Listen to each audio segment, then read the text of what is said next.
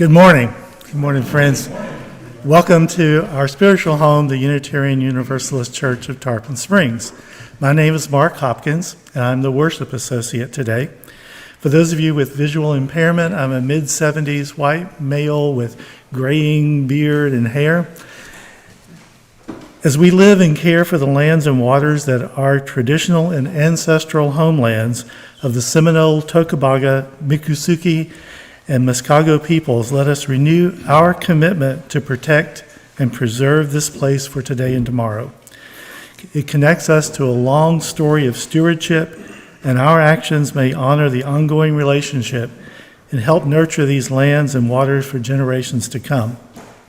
We offer a warm welcome to our guests with us today. We would love to get to know you better and hope you'll stay for coffee hour and refreshments after the service. Our mission statement is we are a liberal faith community for all ages, promoting spiritual growth, social justice, and the arts. Our music today is provided by our wonderful music director, Bonnie Whitehurst, and our choir. We are providing a lay-led service today, and lay-led services are a time-honored tradition in our faith. Here at UUCTS, we value shared ministry. Today, we'll be hearing from Jamie Farley, our co-director of faith formation, Ellie Wolf-Mulick, Patrick Callan, myself, Robbie Varner, and is a contributor. She told me she's not coming up here, and others, in our service entitled Presence. We begin this service with a poem that Patrick will share, followed by our opening music.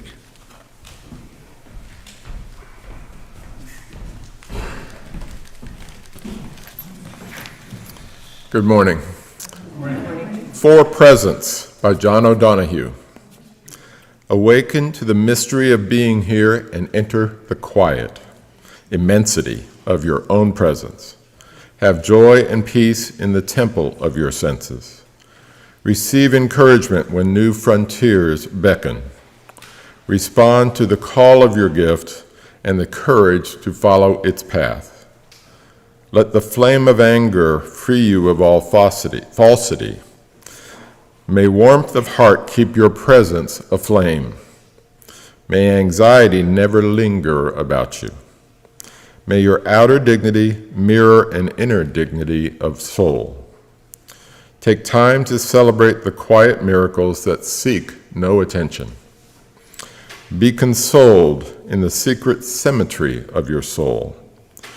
May you experience each day as a sacred gift woven around the heart of wonder.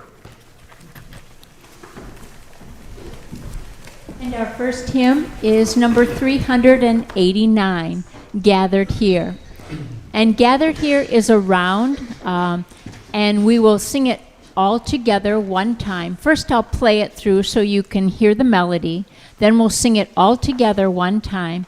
And then we will sing it in a 3-part round 2 additional times, with the first row beginning, the second row coming in later, and Starfire and I will be the third part. So jump around, see, hear anything that you sing, anything, any part that you wish. But here's how it sounds first.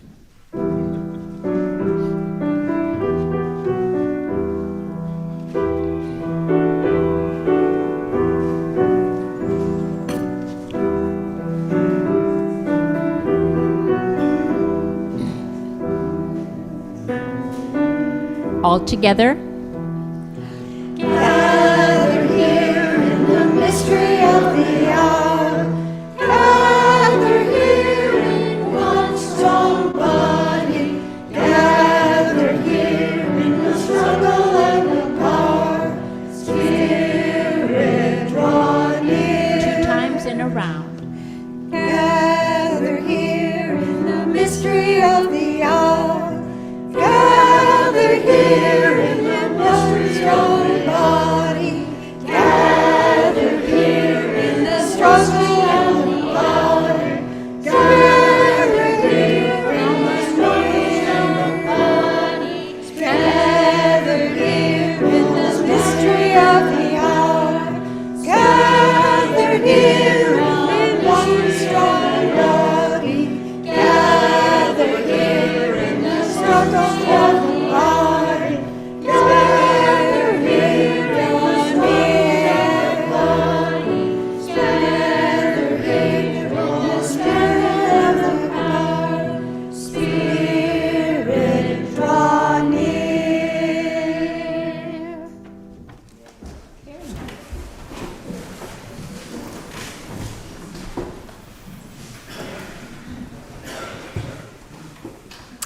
Spiritually, presence can mean two very different things. On the one hand, we can talk about being present. From this perspective, it's all about awareness and remembering to live in the moment. On the other hand, we can come at presence from the perspective of otherness. We're so glad so many of you were present today. It made the experience more meaningful. In this sense, the idea is not just that we pay attention to the present moment, but that we notice the transcendent presence that is woven through all moments coming together. Today, we look upon attentiveness and otherness in the ways they are connected, not separated. Isn't it true that more often than not, they dance together? Isn't it true that when we are at our most present, a powerful presence emerges? Pay attention to a child, and you see a confidence growing and a unique self unfolding. Pay attention to the flow of your breathing or the flow of the ocean, and something bigger than yourself enters the scene. Look for a long time at a singular tree, and eventually it presents yourself to you as something of a world unto itself. The underlying message here is that the world is full of unnoticed gifts and grace, and is a message that perfectly fits for this month when we so often celebrate presence over presence.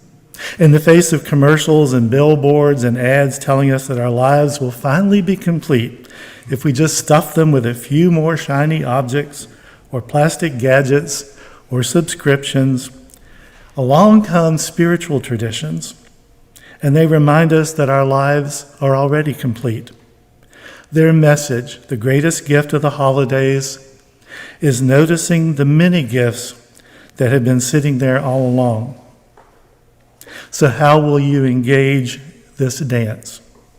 What powerful and meaningful presence is waiting for you to be present? What gift is waiting and wanting to emerge? What will your awareness bring into it? Today, we want to invite you to enter this sacred space and time, and may the opportunities before us help us open to the possibilities of presence. Ellie will now do our chalice lighting. Good morning.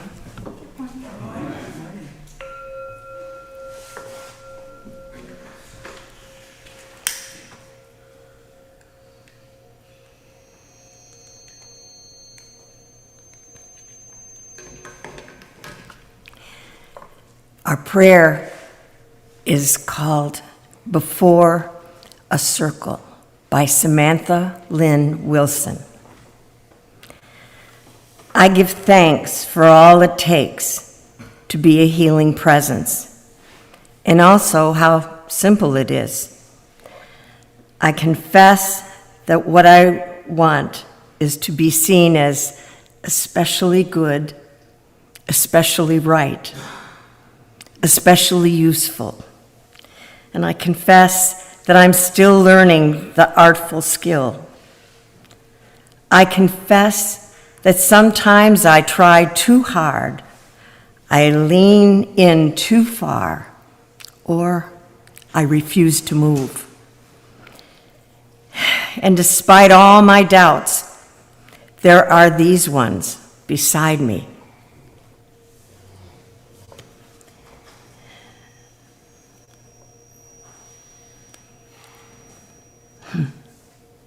They're very important.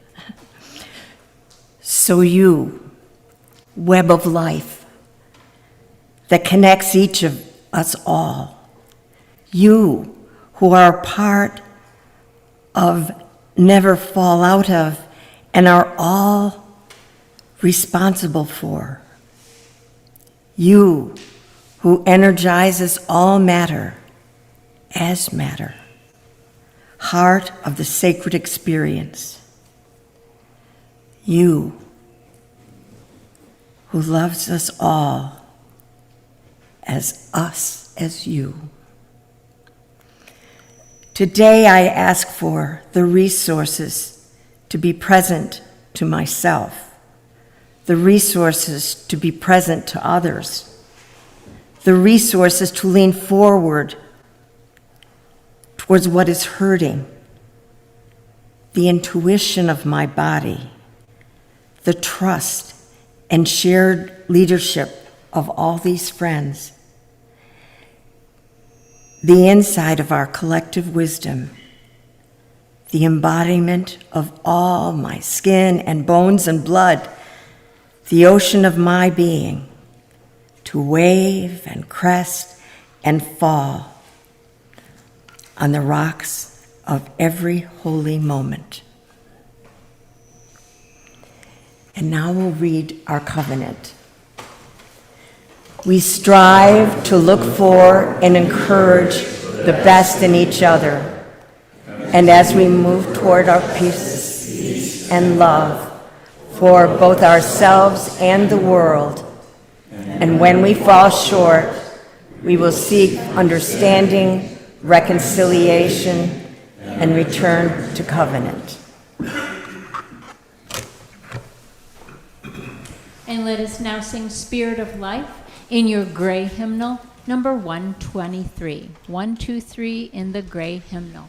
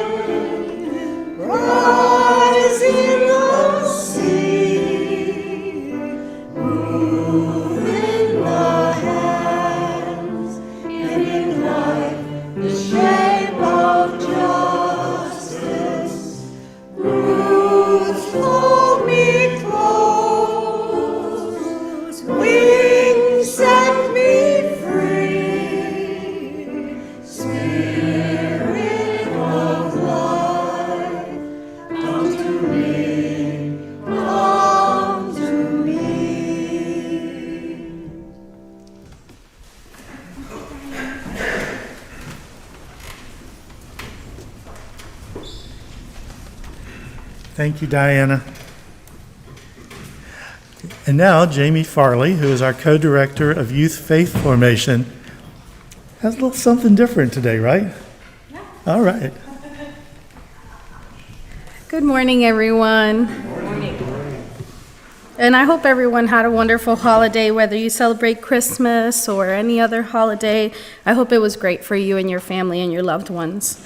My name is Jamie. I am one of the co-directors here for Faith Formation. The other one is Miss Anais.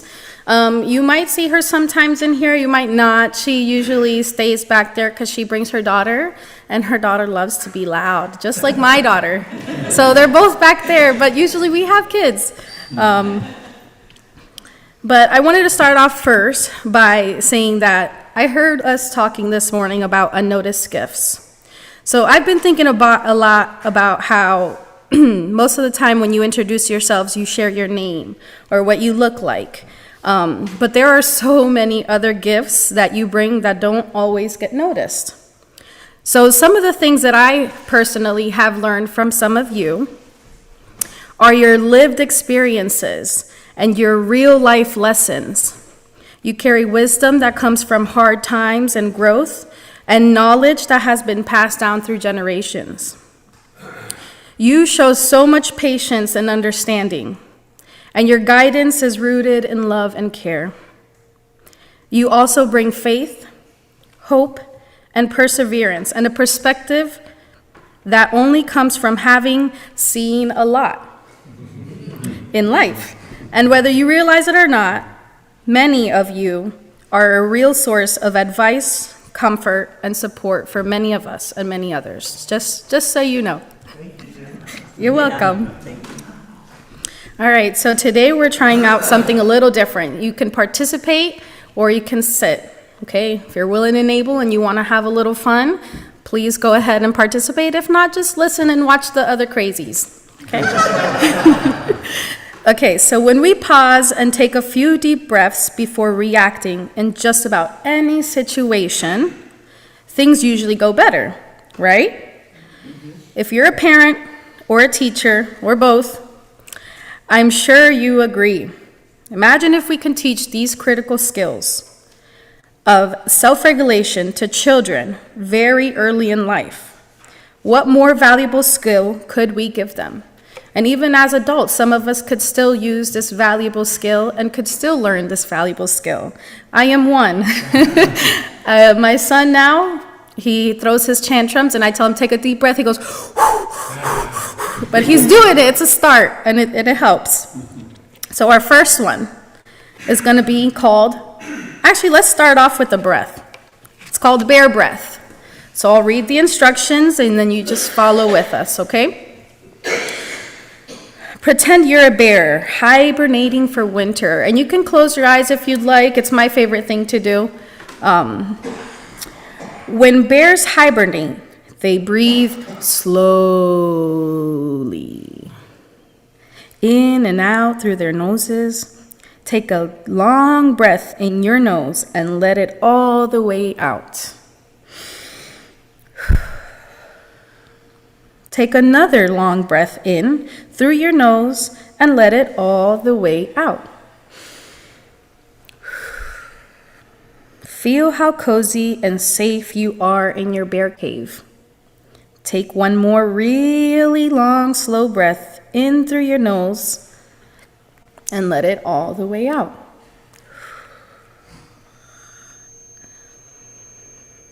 It's a good little minute of just bringing yourself back to yourself. So I hope everyone enjoyed those deep breaths. This is the fun one though. This one is called Puppy Shake. So this is the one where if you want to participate, you can. If not, then you're all right. If you'd like to stand up, you're more than welcome to. If not, you can do it in your seat. Imagine you're a puppy and you just had a bath. You're all wet. Give your head and shoulders a tiny little shake. Looks like you're dancing to some salsa. Give your arms a medium shake. Give your legs a big shake. Give your whole body a huge shake. See, she knows what I'm talking about over there. Shake, shake, shake, little puppy. Shake, shake, shake. Start to slow down. Slow down a little more. Hold your body still. Breathe in slowly. And breathe out slowly. I hope you guys got your little jitterbugs out. I hope you pay attention now to our... I'm just kidding. That's what I would tell my students. Thank you. See everyone in coffee hour.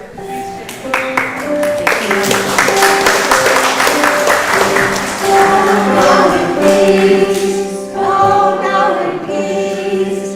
May the light of love surround you everywhere, everywhere you may go. Go now in peace. Go now in peace. May the light of love surround you everywhere, everywhere you may, everywhere you may go.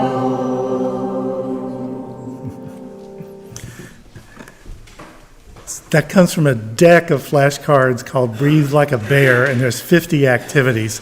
So if you want to do more of them, just see Jamie afterwards. And I can't wait for her to come back when Charlie is here. That would be perfect.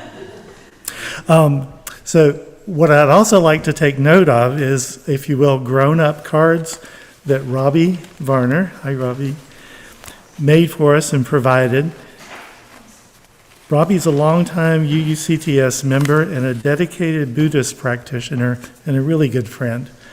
And she chose these with loving kindness to offer them as a gift to us. We hoped you might find a doorway to presence as you contemplate the meaning. They're a selection kind of randomly chosen, so you might want to look at your neighbors or someone else's too along the way and get some inspiration. Thank you, Robbie.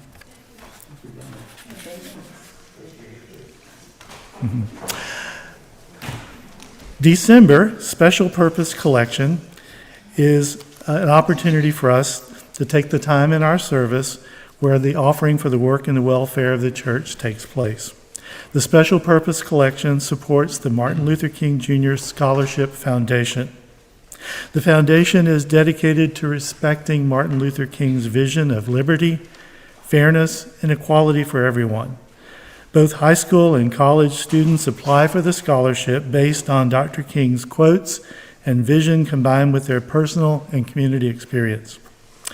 You can make out checks to UUCTS Memo MLK. You may put checks in the offering plates of their past or mail them to 57 Reed Street. Or donate by going online to uutarpon.org. Special Purpose Collection envelopes are in the pews for those who want to donate cash during Sunday's offertories. Just check social justice and write MLK in the memo. And you may write your name on the envelope if you wish. The offering will now be given and received.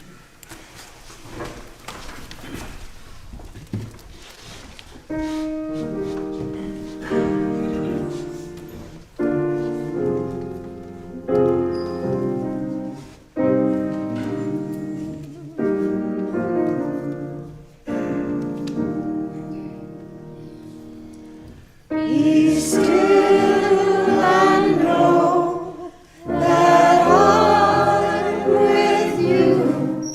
Be still and know that I am here. Be still and know that I'm with you. Be still and be still.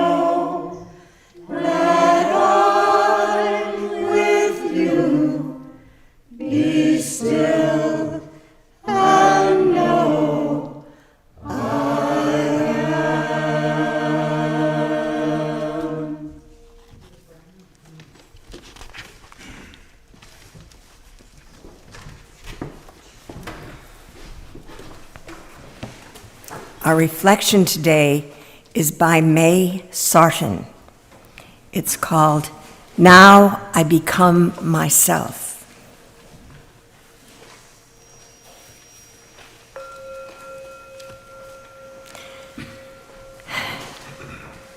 Now I become myself. It's taken time, many years and places.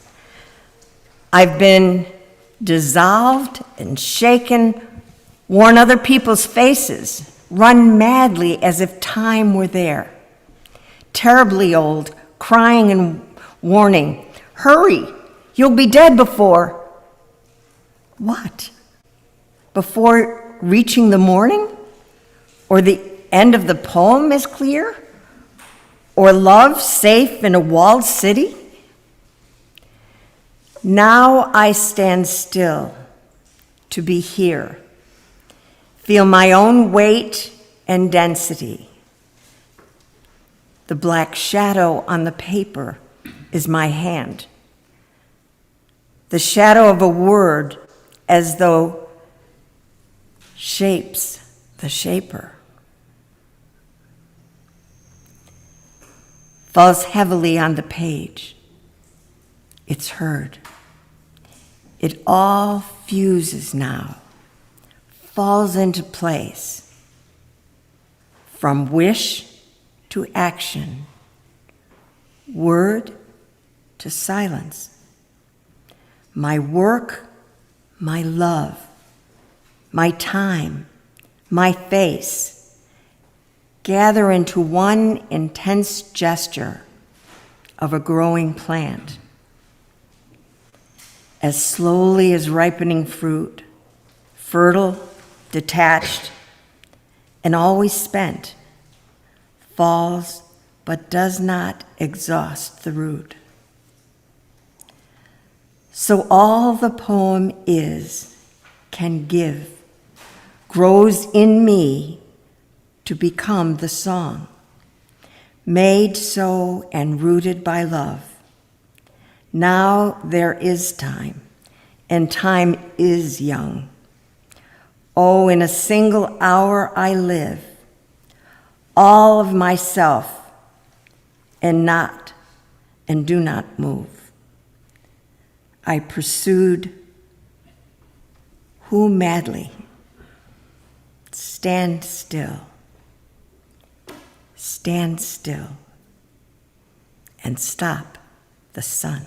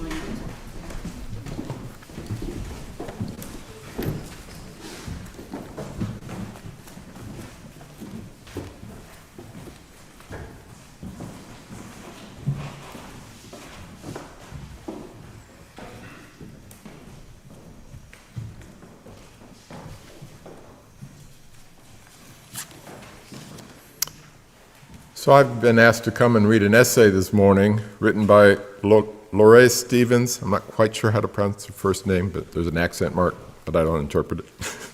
She's the minister at Oak Ridge UU Church in Oak Ridge, Tennessee. The essay is entitled Primary Sources. At the beginning and heart of every religion, there is an epiphany.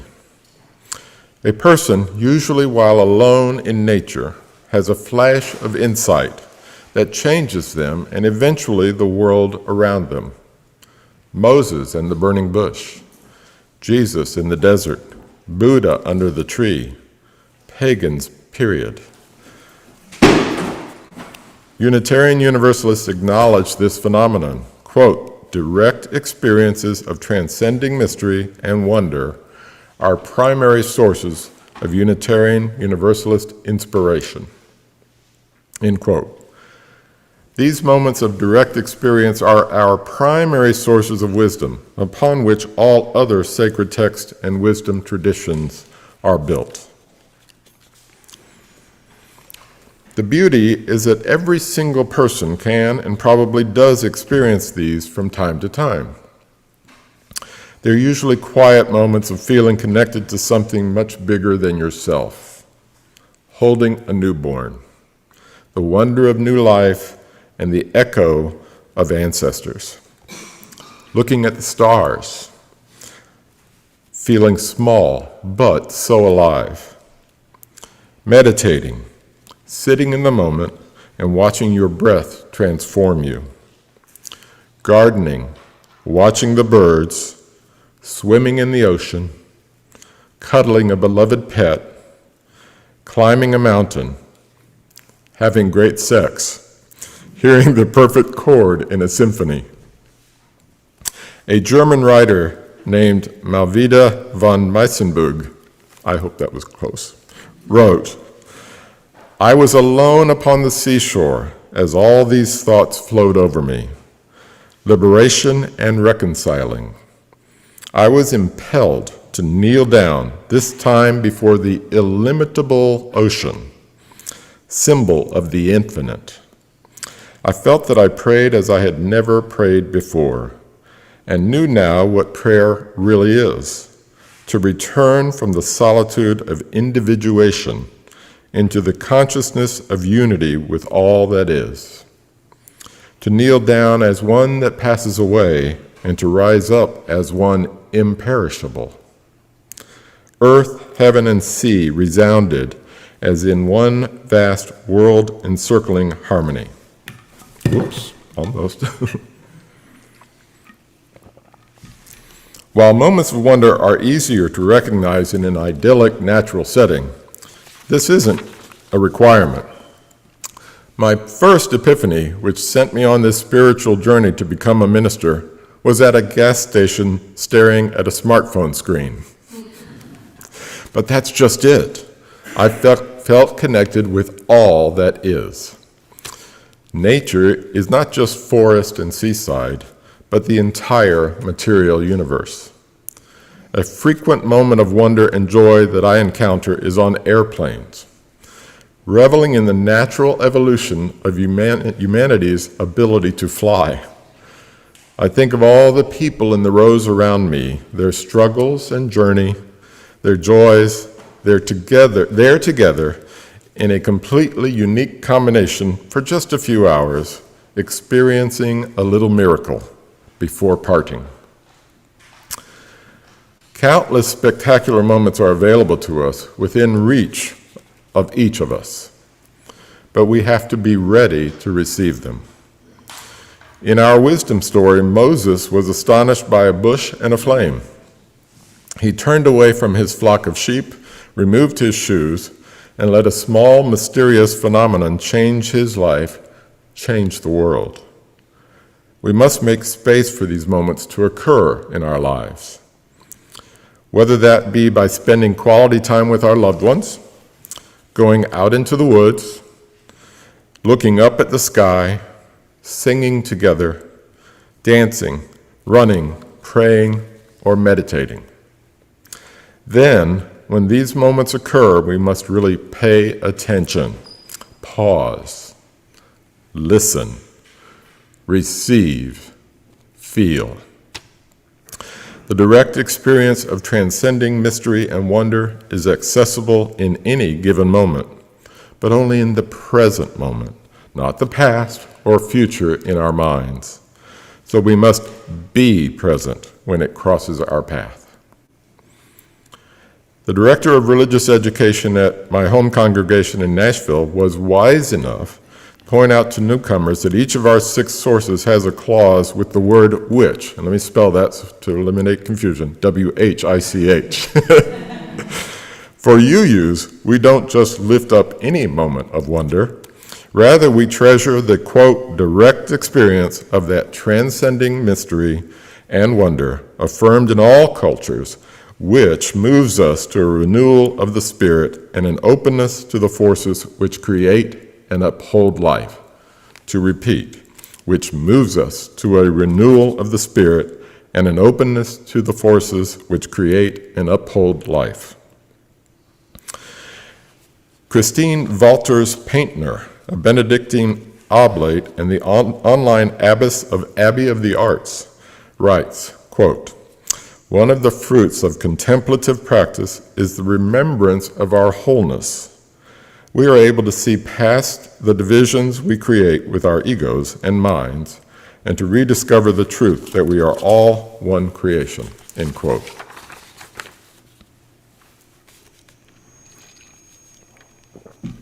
Starhawk, the beloved American pagan leader, shares a breath meditation to remind us of our connections across time and species.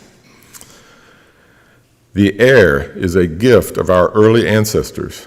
What you breathe in this moment originated billions of years ago. This air passed through the lungs of dinosaurs and mammoths and the earliest human beings. Just breathe in, taking in the creative power of the ancestors of life, asking that power to infuse you. Practices like these, which invite direct experiences of wonder and oneness, help remind us of the true nature of reality. They raise mysterious, unanswerable questions like, why is there something instead of nothing? Is there some divine wisdom guiding the universe? Did the divine create us intentionally? Or is it all random pool ball atoms and incredible luck? Why is there suffering? What happens after we die? What is the point of all this? What is my place in the world? Though we cannot answer most of these, direct experiences of mystery and wonder often stir us to support the forces of life, beauty, and creation, as well as to resist the forces of cruelty and destruction. But today, let's pause at step 1 before moving forward, before seeking answers, before making meaning, before taking action, as we are called to do. First, make it a practice in your life to notice your own experiences of mystery and wonder. See how they refill your cup and reconnect you to the web of life. Just start there. Start with the primary sources. Robin Wall Kimmerer shares how even small, everyday acts can become sacred when we recognize the connection they foster. Quote, "My mother had her own, more pragmatic ritual of respect, the translation of reverence and intention into action. Before we paddled away from any camping place, she made us kids scour the place to make sure it was spotless. We also had to leave wood for the next person's fire, with tinder and kindling carefully sheltered from rain by a piece of birch bark. I'd like to imagine their pleasure, those other paddlers, arriving after dark to find a ready pile of fuel to warm their evening meal. My mother's ceremony connected us to them too." End quote. The people who wrote the previous versions of the UU 7 Principles and 6 Sources left us a gift. We treasure that gift as we treasure rather than fear change. In the new draft of our values, this source of direct experience has been preserved. The very first lines in the new inspiration section, it reads, quote, "Direct experiences of transcending mystery and wonder are primary sources of Unitarian Universalist inspiration. These experiences open our hearts, renew our spirits, and transform our lives," end quote. Unitarian Universalists appreciate many sources of wisdom, from ancient texts to the guidance of sages and scientists. Yet it is significant that our primary source is one that is accessible and indeed ever present in each of our lives. There's no barrier to the experiences of wonder in the world. No priest is needed, no month-long meditation retreat, no ayahuasca or shrooms. These can be helpful but aren't necessary. All that's necessary is that we be present, that we be open, that we recognize beauty and wonder when we sense it. May it be so.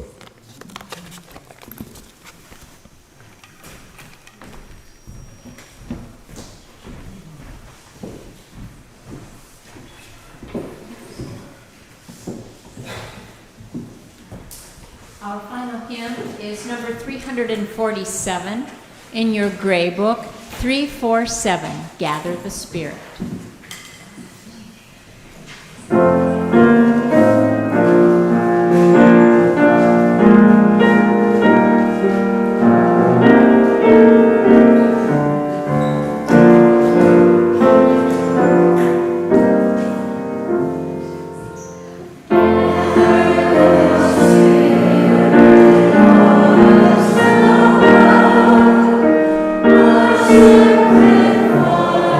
Sacrifice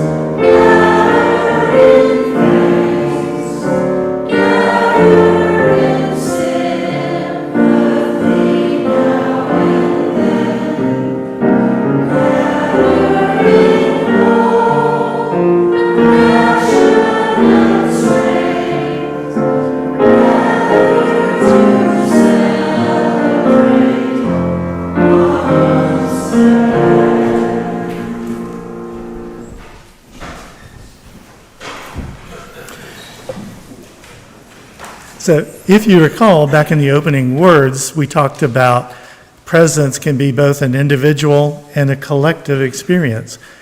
In our congregation, covenant groups are an excellent example of how these blend and work together.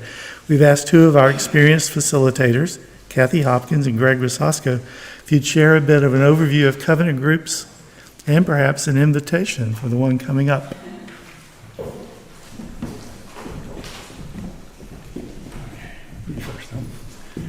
Okay, aligning with today's theme of presence, a covenant group can be thought of as a community of presence.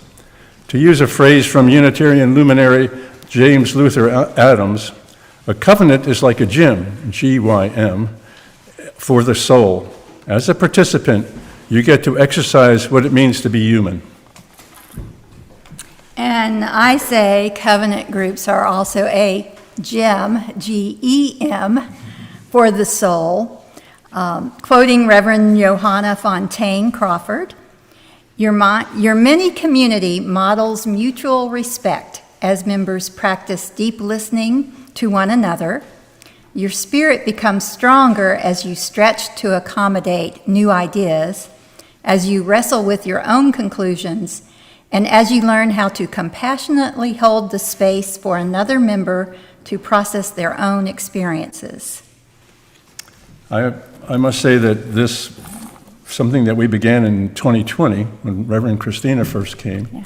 and we did them by Zoom, which was a whole different experience. But even then, I can remember just being so moved by the trust that we all had developed for each other. We would share things that we needed to say, and it was a tough time. And I developed some really, really rich friendships, and I learned a lot. So I encourage you to consider it. Let me just tell you a little bit what it's like. So Kathy, can you tell us a little bit more about how we do this? All right, so we gather once a month for about 2 hours each time. We focus on a spiritual theme. We'll share readings, quotes, and questions for reflection. And we form a covenant with each other for our time together. And we follow a structure of time to reflect, time to share, and time to listen. So it's really helped me become a better listener, which is something that I appreciate from covenant groups. So anyone can attend who are adults. Snowbirds are welcome. We mostly meet in person, but if you can't make a session and you'd rather be there, we can do that remotely. We meet day or evening. I think we haven't set the exact final time. It depends on the people who express an interest. Will reach out to you and find out, are you a daytime person, an evening person, what's your availability? And then we just sort of find a time. Last year we had 2 groups, a day group and an evening group. It just seems to work out. Yeah. Another thing I'll add is you don't have to be a member of the church to be in a covenant group. In fact, this is a great experience, a first experience to help you get to know us and think through some things if you're thinking about joining. Yeah. So you can, I think both Kathy and I are willing to lead. That doesn't mean we would be the only ones, but people who are interested can lead. We would like to just be there. So please, if that's something you would like to do, let us know. And there's a sign-up sheet. And also, there's a link in the newsletter. So please give it consideration. I think you'll find it very rich. You're invited. Thank you, Kathy. If you have ever participated in a covenant group, would you mind raising your hand? So those of you who are interested, look around the room. Any and all of these people will share with you some of their experiences. Thank you. Our closing words today are in the form of a poem, and the poem was going to be read by Elaine Brooks, but Elaine is not feeling well today. So we're fortunate to have a pinch hitter who is willing to speak on short notice, Pastor Patty.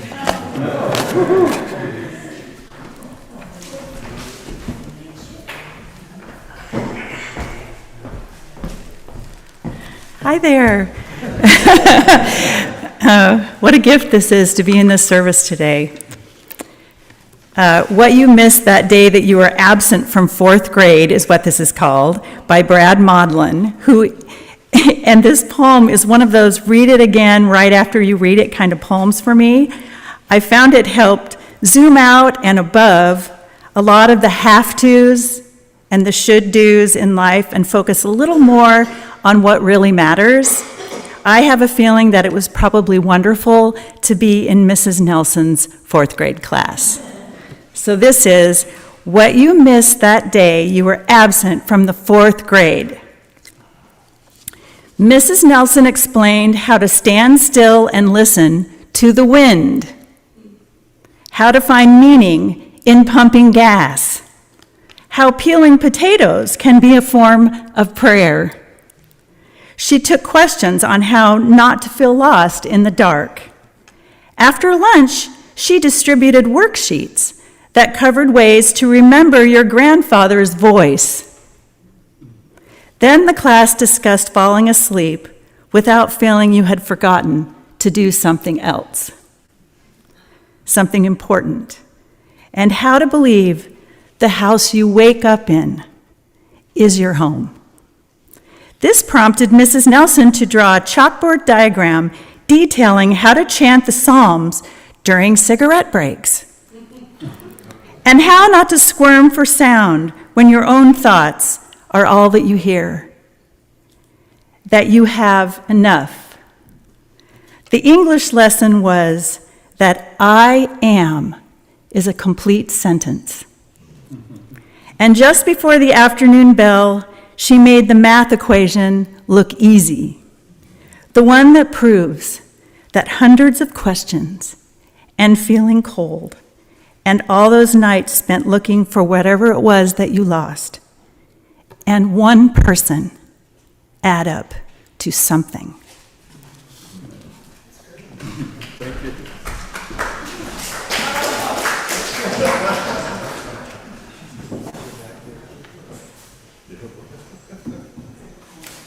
The choir will sing a song called What We Need Is Here, and we've sung it once before, and we're going to sing it 5 times. And I'll play through it once, we'll sing it together once, and then you are welcome to sing it with us.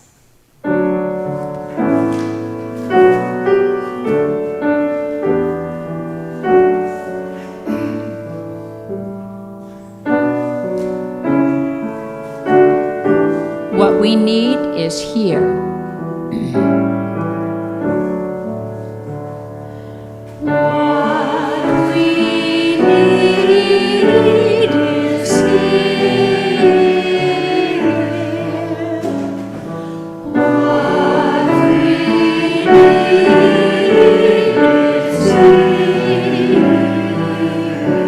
here. 4 more additional times. What we need is here.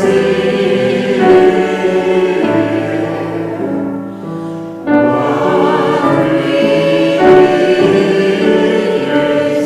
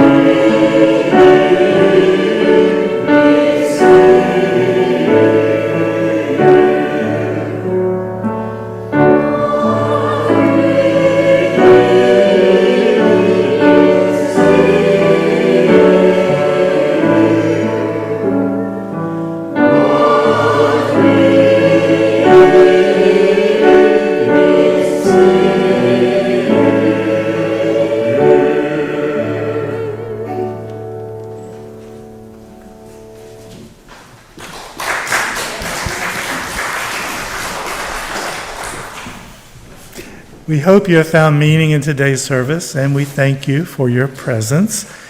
And ask Ellie to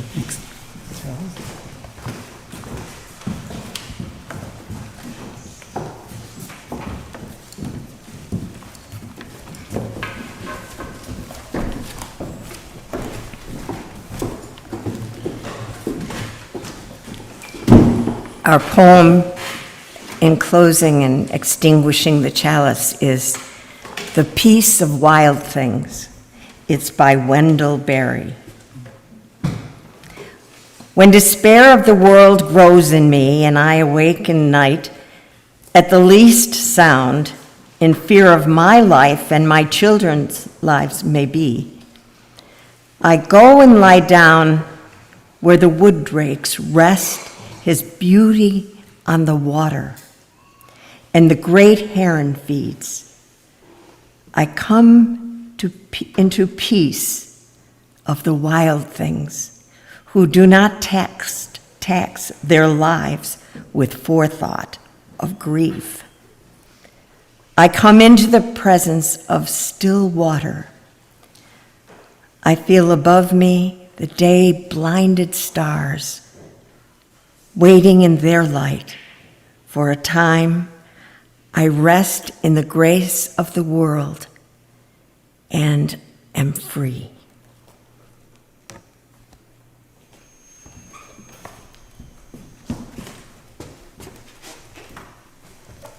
So it was a little bit out of order, right? Closing music now? We did it. We did it? What are you guys doing back up here? I don't know. We're visiting.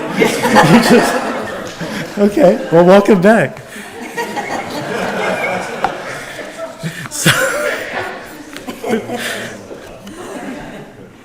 Then